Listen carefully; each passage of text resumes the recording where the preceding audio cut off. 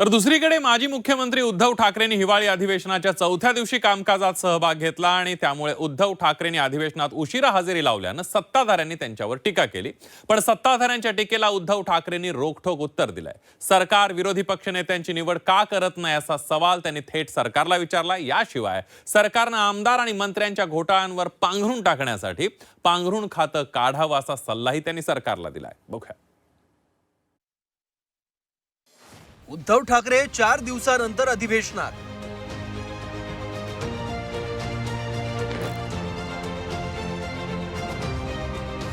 अधिवेशनात 4 दिवस लेट, पण सरकारला सवाल थेट। पांघरुण खातं तयार करण्याचा सरकारला सल्ला।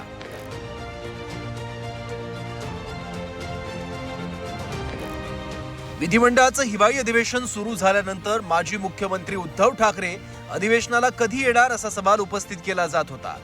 एकतर अधिवेशनाचा कालावधीच 1 आठवड्याचा होता, त्यामुळे उद्धव ठाकरे अधिवेशनाला उपस्थित राहणार की नाही याबाबत वेगवेगळ्या चर्चा सुरू होत्या। उद्धव ठाकरेंनी अधिवेशनाला येण्याचा निर्णय घेतल्यानंतरही सत्ताधाऱ्यांनी त्यांच्या उपस्थितीवरून टीकेचे बाण सोडले। त्यांनी पूर्ण अधिवेशनात खरं पाहिलं तर आलं पाहिजे। ते राज्याचे काही काळ मुख्यमंत्री राहिलेले आहेत आणि उबाटा पक्षाचे ते राज्याचे प्रमुख आहेत। त्यांनी खरं वास्तविक पाहता अधिवेशन सुरू होण्याच्या आदल्या दिवशी आलं पाहिजे। त्यांच्या विधिमंडळ सदस्यांना मार्गदर्शन केलं पाहिजे। त्यांच्या विधिमंडळ सदस्यांनी कामकाजात कसा भाग घ्यावा, कुठले प्रश्न कसे उपस्थित करावेत, रोजच्या रोज या बाबतीतलं मार्गदर्शन पक्षाचे प्रमुख म्हणून त्यांनी केलं पाहिजे। पण आपण पाहिलं अगदी मुख्यमंत्री असताना सुद्धा ते अल्पकाळ सभागृहात थांबायचे आणि आता तर ते माजी मुख्यमंत्री आहेत, पण तरी सुद्धा संसदीय कामकाज प्रणालीनुसार अधिवेशन ही इतकं महत्त्वाचं आयुध आहे की 1 मिनिट या अधिवेशनातला अत्यंत महत्त्वाचा असतो। Very good. मुहूर्त आजचा मुहूर्त आहे। दुसरीकडे अतिवृष्टीमुळे झालेल्या आमदार असल्यावर यावंच लागणार, पण आपण 7चे 7 दिवस काय येत नाही हा प्रश्न पण आहेच ना। आपल्यावर जबाबदारी आहे। MLC हे वरचं हाऊस आहे, सगळे विचारवंत म्हणतात तिकडे बसतात, तर आपण एकच दिवस येऊन काय साध्य होणार आहे? त्या हाऊसमधून जो आउटपुट निघाला पाहिजे सदस्यांकडून, सन्मान्य उद्धवजी तिकडे 7चे 7 दिवस किंवा जेवढा वेळ अधिवेशन चालेल तो काळ त्यांनी यायला पाहिजे। त्यांच्यावर जबाबदारी, त्यांचं कर्तव्य आहे, ते मेहरबानी नाही। त्यांना सवयच आहे, मुख्यमंत्री असताना सुद्धा ते मंत्रालयामध्ये फार कमी आलेले आहेत, त्याच्यामुळे त्यांना घराच्या बाहेर पडावंसं वाटत नाही, घर सोडा वाटत नाही त्यांना, आणि म्हणून 1 दिवसाकरता तोंड दाखवायला येत असतील।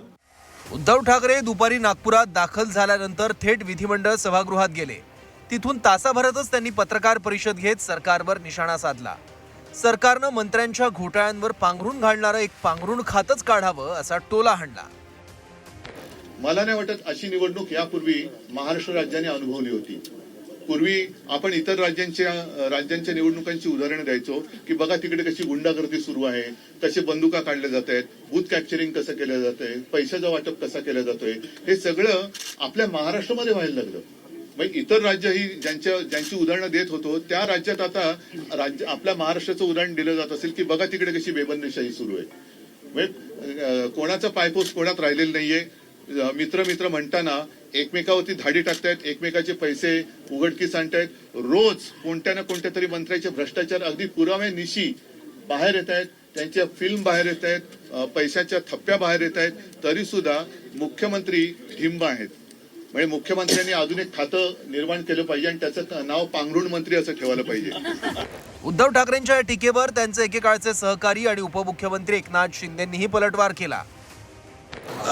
मुख्यमंत्री पदासाठी ज्यांनी स्वतःचं, मी असं म्हणेन, ते पांघरून म्हणाले तर मी म्हणतो की पाय पुसणं करून घेतलं, त्यांनी काय मुख्यमंत्र्यांवर टीका करायचा अधिकार आहे देवेंद्रजींवर? आणि त्यामुळे